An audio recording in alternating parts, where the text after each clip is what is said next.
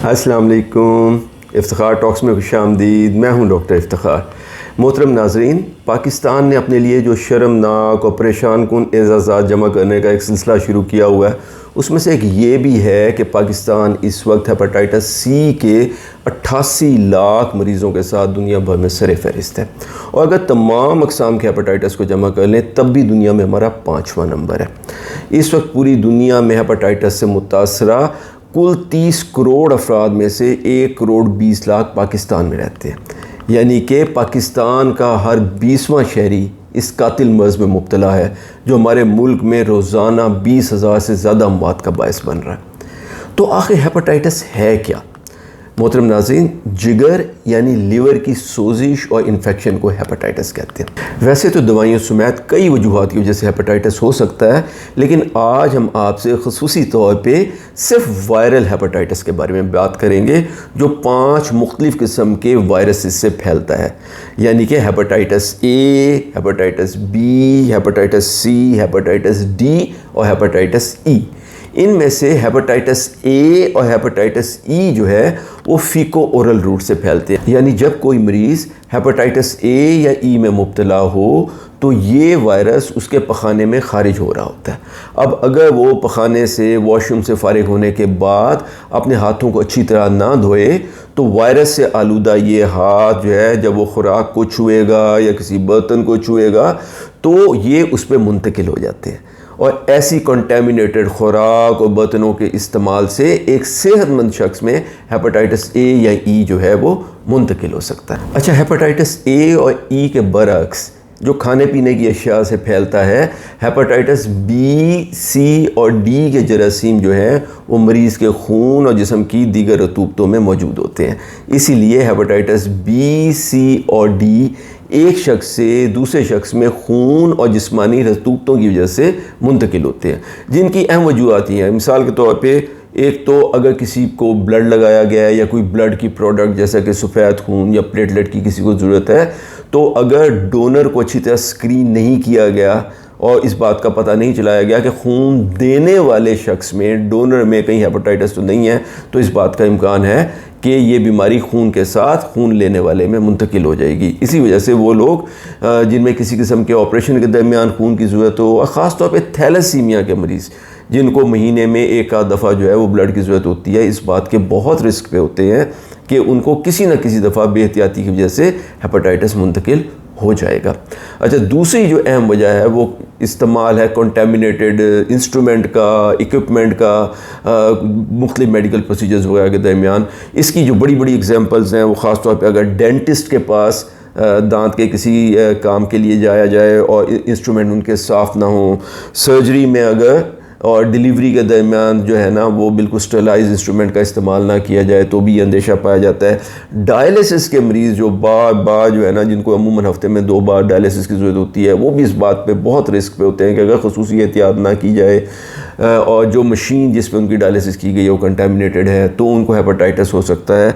हमारे मुल्क में एक और जो बड़ी अहम वजह है वो बार्बर्स है, यानी हजाम या नाई हजरात जो अपने जो रेज़र्स हैं, उस्तरे हैं, वो एक ही उसरा 2 मुख्तलिफ लोगों पे इस्तेमाल करते रहते हैं, जिससे इस बात का अंदेशा है कि मर्ज़ जो है वो हेपेटाइटिस किसी एक बंदे से दूसरे बंदे, तीसरे, चौथे या बहुत सारे लोगों में मुंतकिल हो सकता है। अच्छा, तीसरी एक अहम वजह जो है वो नीडल शेयरिंग है। आपने देखा होगा कि बाज़ औक़ात किसी पुल के नीचे 5-6 नशई हज़रात इकट्ठे होकर बैठे होते हैं और एक ही सुई के ज़रिए, एक ही सिरिंज के ज़रिए सारा जो है ना नशे की जो दवाई है वो सिगरेट की तरह शेयर कर रहे होते हैं। तो अगर उनमें से किसी एक को हेपेटाइटिस है तो वो सिरिंज क्योंकि दूसरे लोग इस्तेमाल कर रहे होते हैं तो ये बीमारी दूसरों को ही मुंतकिल हो जाती है। इस तरीके से हेपेटाइटिस के जो खून वाले हेपेटाइटिस यानी बी, सी और डी है, इनके मुंतकिल होने की एक और अहम वजह उसको वर्टिकल ट्रांसमिशन कहते हैं। यानी कि अगर माँ में हेपेटाइटिस मौजूद है तो इस बात का बहुत अंदेशा है कि बच्चे में जब वो माँ के पेट में है तो ये बीमारी मुंतकिल हो जाएगी। 5वीं और बड़ी वजह जो है वो सेक्स है कि कुछ लोग अगर इनडिस्क्रिमिनेट सेक्स में की प्रैक्टिस करते हैं, उनके मुतअद्दिद पार्टनर्स हैं, और ख़ुसूसी तौर पे अगर वो फिर कंडोम का इस्तेमाल भी नहीं करते और ख़ुसूसन अगर एनल इंटरकोर्स प्रैक्टिस किया जाता है तो हेपेटाइटिस के मुंतकिली का इम्कान जो है वो बहुत ज़्यादा होता है। और इसी तरीके से जो दीगर और तरीके हैं जिसके ज़रिए से जिस्म की दीगर रतूबतें जो हैं वो दूसरे शख्स तक पहुँच जाएँ। मिसाल के तौर पर अगर एक कोई शख्स जो है वो किसी हेपेटाइटिस के मरीज़ का ख्याल कर रहा है, ठीक है, लेकिन उसके अपने हाथ के ऊपर कट लगा हुआ है और वहाँ पे मरीज़ का थूक, पेशाब, पखाना, ब्लड वगैरह लग जाए तो इस बात का अंदेशा है कि हेपेटाइटिस मुंतकिल हो सकता है। जो health care professional doctor, nurses वगैरह हैं उनको नीडल स्टिक इंजरी का बड़ा ख़तरा होता है, यानी किसी को टीका लगाते हुए उसकी कंटेमिनेटेड सुई अगर डॉक्टर साहब को या स्टाफ नर्स को चुभ जाए तो ये भी एक बड़ी परेशान कुन बात है। तो इससे ये मुख्तलिफ वो तरीके हैं जिससे खून के ज़रिए मुंतकिल होने वाले हेपेटाइटिस एक मरीज़ से दूसरे मरीज़ में जा सकते हैं, यानी कि हेपेटाइटिस बी, सी और डी। अच्छा नाज़रीन, अब अगर एक मरतबा इन पाँचों में से कोई सा भी हेपेटाइटिस का वायरस किसी पे अटैक कर देता है तो उस शख्स के जो जिगर है उसमें, लीवर में शदीद इन्फेक्शन और सोजिश जो है वो शुरू हो जाती है और हम कहते हैं कि उसको हेपेटाइटिस हो गया और जिगर के सेल जो है वो टूटना फूटना शुरू हो जाते हैं।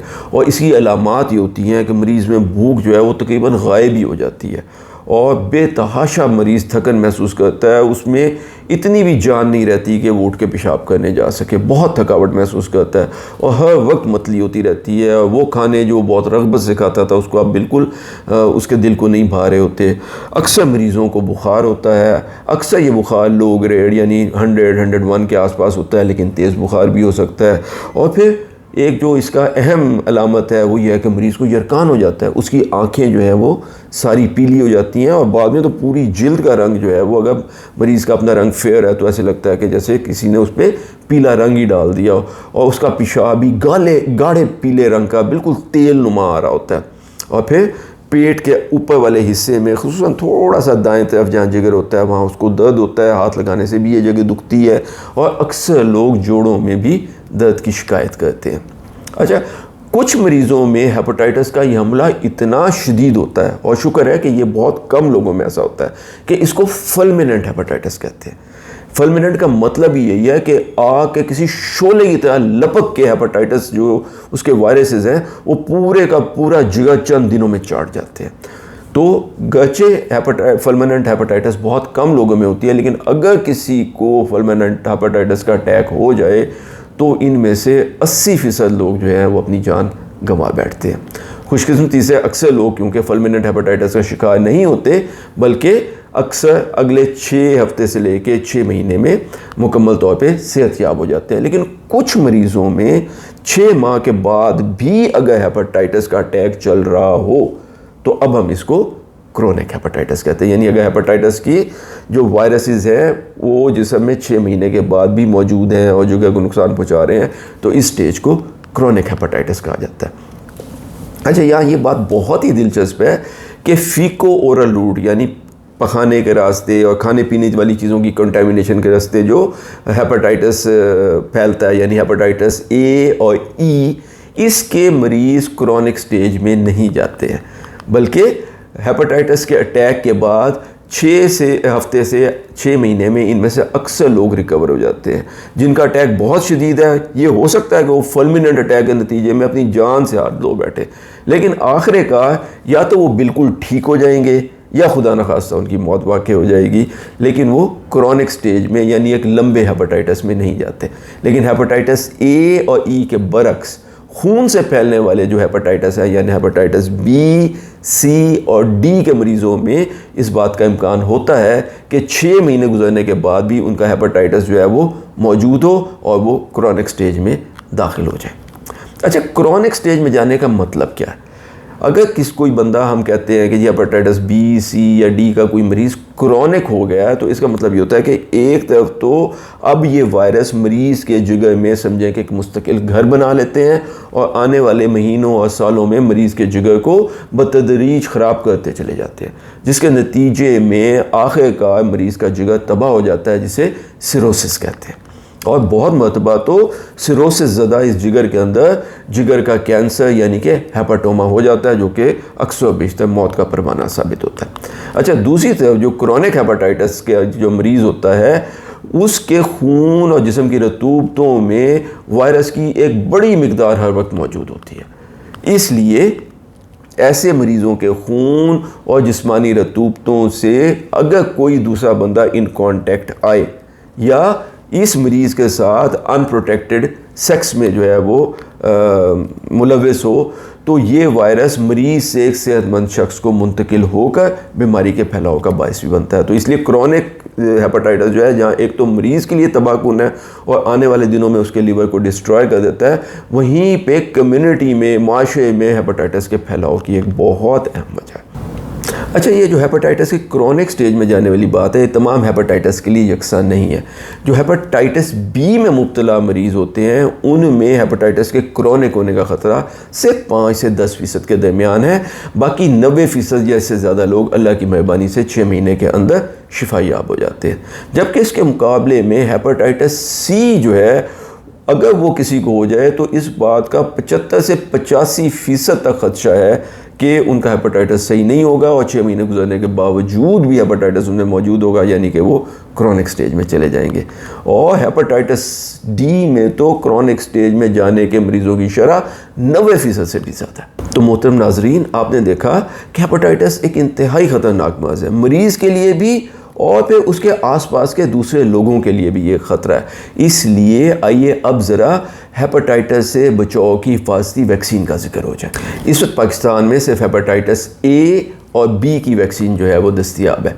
हेपेटाइटिस ए की वैक्सीन के 2 टीके होते हैं। एक टीका अगर आपको आज लगाया तो दूसरा टीका जो है वो 6 माह के बाद लगेगा। जबकि हेपेटाइटिस बी में 3 टीके लगवाने पड़ते हैं। अगर एक टीका आज लगाया तो दूसरा टीका 1 माह बाद और तीसरा टीका उसके 6 माह बाद लगेगा। लेकिन जब आप एक मरतबा हेपेटाइटिस ए या बी की वैक्सीन मुकम्मल करवा लेते हैं तो ये आपको अगले 25 साल तक हिफाजत मुहैया करती है। अच्छा, यहाँ एक और बहुत दिलचस्प बात ये है कि ये जो इंतहाई ख़तरनाक हेपेटाइटिस डी है, ये सिर्फ उन लोगों पर हमला करता है जिनको पहले से ही हेपेटाइटिस बी हो। इसलिए अगर आप हेपेटाइटिस बी की वैक्सीन लगवा लेते हैं तो ये ऑटोमेटिकली आपको हेपेटाइटिस डी से भी तहफ़्फ़ुज़ फराहम कर देती है। तो नाजरीन, आपने देखा कि आप हिफाजती वैक्सीन के ज़रिए ख़ुद को हेपेटाइटिस ए, बी और डी से जो है महफूज रख सकते हैं। लेकिन बदकिस्मती से अभी तक हेपेटाइटिस सी के ख़िलाफ़ कोई वैक्सीन दस्तयाब नहीं है। और इसी तरीके से हेपेटाइटिस ई के ख़िलाफ़ गर्चे वैक्सीन मौजूद तो है, लेकिन ये पाकिस्तान समेत दुनिया के अक्सर ममालिक में अभी दस्तयाब नहीं है। नाज़रीन, अब आते हैं हेपेटाइटिस के मरीज़ के इलाज के लिए कि अब अगर किसी को हेपेटाइटिस हो ही गया हो तो उसका क्या इलाज मुमकिन है। इस बारे में सबसे पहली गुजारिश तो ये है कि जो फीको ओरल रूट यानी पखाने, खाने पीने की चीज़ों वगैरह से फैलने वाले हेपेटाइटिस हैं, यानी कि हेपेटाइटिस ए और ई, इसके बारे में तो हम आपको बता ही चुके हैं कि इनकी मरीज़ों की एक बहुत बड़ी अक्सरियत जो है वो 6 हफ्ते से 6 माह के दरमियान मरीज़ की किस्मत का फ़ैसला कर देते हैं। या तो ये मरीज़ की जान ले लेगा और या फिर मरीज़ वायरस को मुकम्मल शिकस्त दे के बिल्कुल तंदुरुस्त हो जाता है। और हेपेटाइटिस ए और ई के मरीज़ जो है वो ना तो क्रॉनिक स्टेज में दाखिल होते हैं और इसलिए ना ही उनको किसी लंबे इलाज की ज़रूरत पड़ती है। अलबत्ता खून के ज़रिए फैलने वाले तीनों हेपेटाइटिस जो है, यानी हेपेटाइटिस बी, सी और डी, आपको जैसे कि जिक्र किया गया है कि क्रॉनिक स्टेज में दाखिल हो सकते हैं।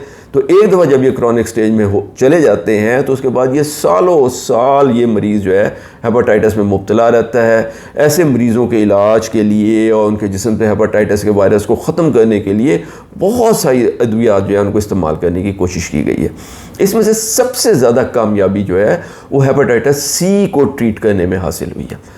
तो हेपेटाइटिस सी, जहाँ पे मरीज़ के क्रॉनिक स्टेज में जाने का ख़तरा भी वैसे बहुत ज़्यादा 80% से ज़्यादा हमने आपसे जिक्र किया था, वहीं पे हेपेटाइटिस सी के मरीज़ अगर अर्ली स्टेज में आ जाएं और उनको मुनासिब इलाज मिल जाए तो शिफा का इम्कान भी 80% से ज़्यादा। तो हेपेटाइटिस सी गर्चे इसके एक बहुत बड़ी, बल्कि कहना चाहिए कि अक्सरियत क्रॉनिक स्टेज में चली जाएगी, लेकिन अगर उसके बाद इनका जल्दी इलाज, मौसर इलाज किया जाए तो इनकी एक बहुत बड़ी अक्सरियत 80% से ज़्यादा जो है वो हेपेटाइटिस को अपने जिस्म से निकालने में कामयाब हो जाते हैं, जिसको सीरो कन्वर्जन कहते हैं। यानी बाद में इनका टेस्ट भी कराया जाए तो वो पे टेस्ट नेगेटिव आता है। इसके मुकाबले में हेपेटाइटिस बी के मरीज़ों में गरचे क्रॉनिक स्टेज में जाने का इम्कान सिर्फ 5 से 10% के लगभग है, लेकिन एक मरतबा अगर हेपेटाइटिस का मरीज़ क्रॉनिक हो जाए यानी 6 माह बाद भी उसमें हेपेटाइटिस बी बरकरार है तो फिर हेपेटाइटिस बी से निजात का इम्कान तमाम इलाज के बावजूद 5% से कम है। इसलिए हेपेटाइटिस बी जो क्रॉनिक हो जाए उसके अक्सर मरीज़ हेपेटाइटिस बी और इसकी कॉम्प्लिकेशंस के साथ ही तमाम ज़िंदगी जो है गुजारने पे मजबूर हो जाते हैं। लेकिन मोहतरम नाजरीन, यहाँ ये भी याद रखिए कि जहाँ हेपेटाइटिस सी के मरीज़ के इलाज के अच्छे इम्कानात मौजूद हैं, वहाँ ये बात जानना ज़रूरी है कि इलाज के बाद वायरस के ख़ात्मे यानी सीरो कन्वर्जन का मरीज़ को फ़ायदा सिर्फ तभी होता है जबकि वायरस को जिगर परमानेंटली डैमेज होने से पहले जिस्म से निकाल दिया जाए। एक मरतबा जब जिगर का डैमेज मुकम्मल हो जाए, मरीज़ को सिरोसिस हो जाए या साथ में कैंसर या दोनों खुदा न खास्ता हो जाए, तो फिर इलाज का वाहिद इम्कान जो है वो लिवर ट्रांसप्लांट है और ये एक बहुत ही महंगा और ख़तरनाक सा ऑपरेशन है और हेपेटाइटिस के तमाम मरीज़ इसके लिए जो है वो सूटेबल भी नहीं होते।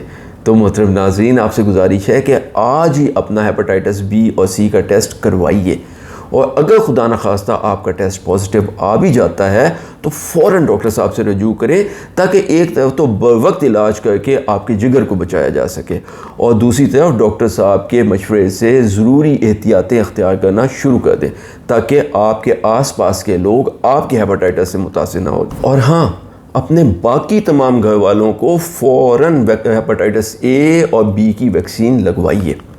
हमारी दुआ है कि अल्लाह आपको और आपके तमाम प्यारों को अपने हिफ्ज़ मान में रखे। अगर आपको हमारी आज की ये वीडियो पसंद आई हो तो इसे लाइक ज़रूर करें, हमारे चैनल इफ्तिखार टॉक्स को सब्सक्राइब कर लें और बेल आइकॉन ज़रूर दबाइएगा क्योंकि हम हर हफ्ते आपके लिए इसी तरीके से ही सेहत के किसी न किसी अहम मौजू पे बिल्कुल सादा अल्फाज में आपके लिए एक वीडियो जो है हर इतवार को पेश करते हैं और इसको अपने अजीज़ों, दोस्तों और अपने कॉलीग के साथ शेयर भी ज़रूर करें ताकि इस सदका जारिया में आपका भी हिस्सा हो जाए। अपने और अपने आसपास के तमाम लोगों का बहुत ख्याल रखें। अल्लाह हम सब का हामी नासिर हो। अस्सलामु अलैकुम व रहमतुल्लाहि व बरकातुहू।